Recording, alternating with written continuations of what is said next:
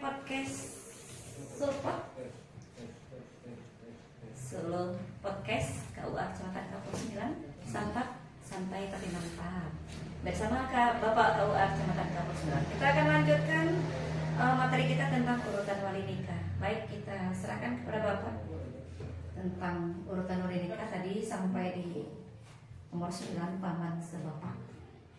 Kemudian kalau paman yang sebapak ini tidak ada, baru berpindah kepada anak paman yang seibu sebapak. Baik, anak paman seibu sebapak yang nomor 10 ya Pak ya.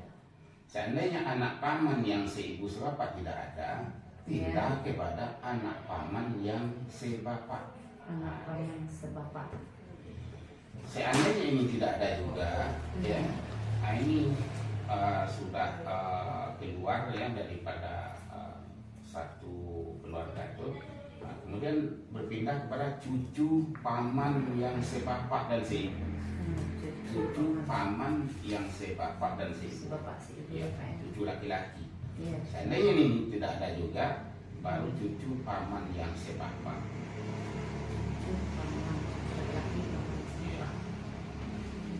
Selanjutnya Pak, untuk urutan wali nomor 14. Iya.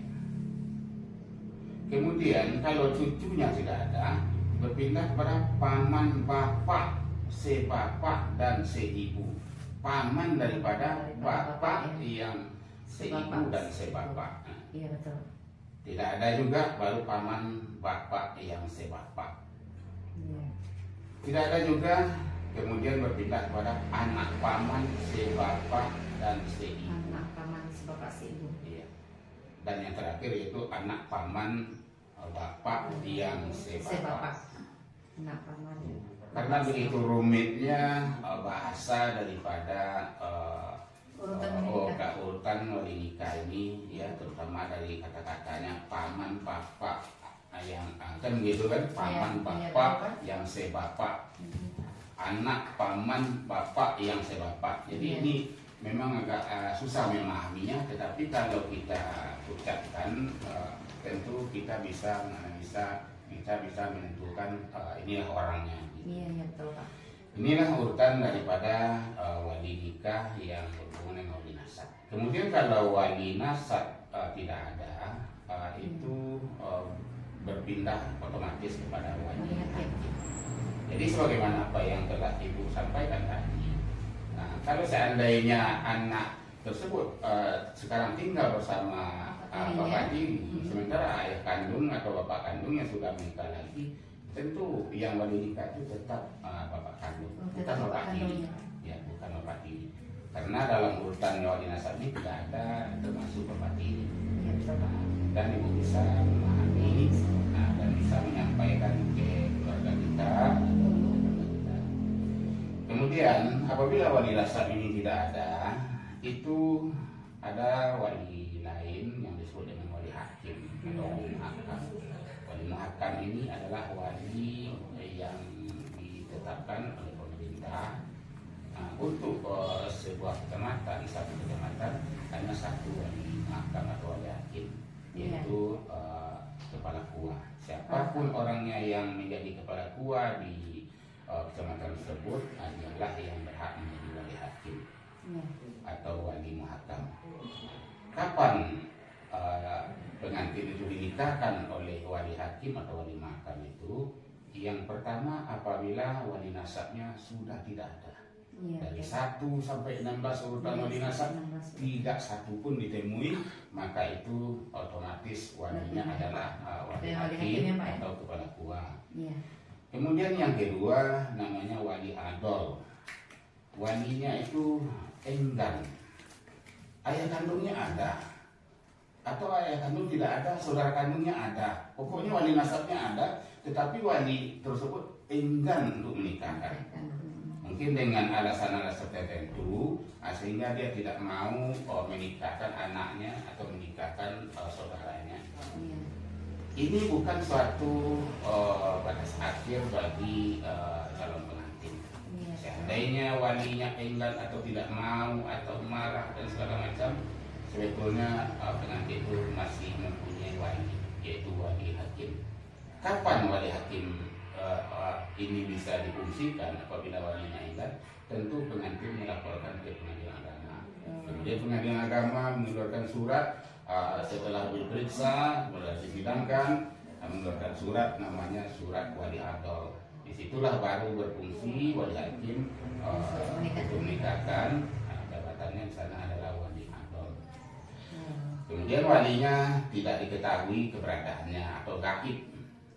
Nah, ini nanti dibuktikan dengan surat keterangan dari camat atau dari wali negari atau desa bagi yang pemerintahan desa. Katakan bahwa walinya tidak tahu keberadaan.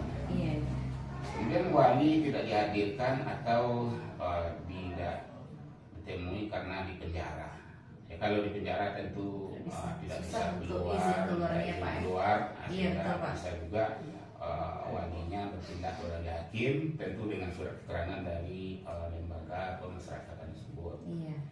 Kemudian wali nasab tidak ada yang beragama Islam. Ada pengantinnya yang non Muslim, kemudian mualaf, ya, tentu keluarganya tidak mengikuti, ya, tidak mengikuti untuk masuk ke agama Islam, sehingga hanya dia seorang saja yang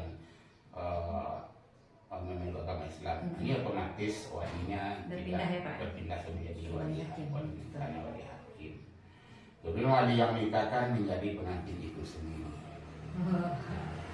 Mungkin ini setelah kami sampaikan tadi, Bu En pun mungkin bisa memahami karena begitu rumitnya urutan nikah. Cucu dari paman, bapak, sebapak.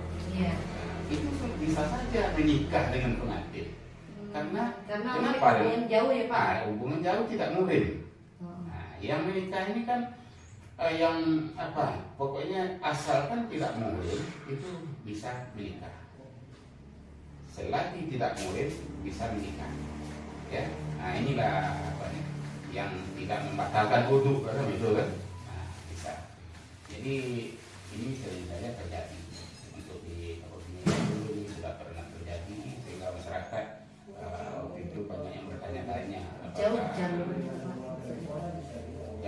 maksudnya. Yang rumit yang iya, karena sudah jauhnya begitu. Anak anak dari paman bapak yang sebapak, nah kan gitu kan, nah itu kan bisa jadi wali nikah. Nah itu sebetulnya bisa juga menjadi pengantin. Nah, bisa jadi pengantin itu, nah, karena dia tidak lagi ada hubungan murimnya begitu, ya, tidak ada hubungan murim. Nah, mungkin ini tidak kita bahas terlalu panjang. Di pembahasan yang intinya pengantin itu bisa menjadi wali nikah itu bisa menjadi pengantin, tetapi kuncinya tentu dia itu tidak muhrim. Kalau saudara kandung itu kan muhrim, kalau bapak itu kan muhrim, nah, kalau kakek itu kan muhrim, nah, gitu kan. Nah, sementara cucu dari paman bapak sebapak itu tidak muhrim lagi itu. Nah, jadi tentu bisa menjadi pengantin. Jadi apabila pengantinnya wali nikah itu sendiri yang jadi pengantin, otomatis walinya menjadi wali hakim, ya, tidak bisa dipindahkan kepada yang lain. Atau cucu anak paman sebapak. Nah, itu kan sudah sangat jauh hubungan kekeluargaannya, dan sudah tidak termasuk muhrim lagi. Ya. Jadi kira-kira itu penjelasan kami. Mudah-mudahan kita bisa memahami, ya, bisa memahami dan pedoman bagi kita di dalam proses pernikahan anak cucu ponakan kita. Waalaikumsalam warahmatullahi wabarakatuh. Baik Bapak Ibu para pemirsa semuanya, itulah urutan wali nikah yang telah dijelaskan panjang lebar oleh narasumber kita.